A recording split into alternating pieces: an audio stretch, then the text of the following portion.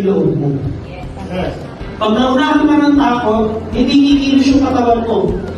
Pag naunahan ka ng pagdadalawang isip, hindi rin kikilos yung katawan mo. Tanong yung result, makukuha hindi? Hindi. Ganun ka dapat. Kung meron ng isang bagay na gusto makuha, dapat panggigilan mo. Dapat lagi mo siyang isipin. Huwag na huwag mong aalisin sa isip mo. Kasi pag nawala yan sa isip mo, mawawala rin yung pangarap mo.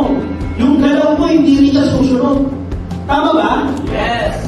So, ang dapat, target natin lahat, especially yung mga hindi pa nakakagraduate, dapat sa darating na bagong klase ng UDT Academy, ako na yung unang makakagraduate. And kakaulit mo, magbigay ka lang ng mas maraming knowledge at experience. Yes. Tama?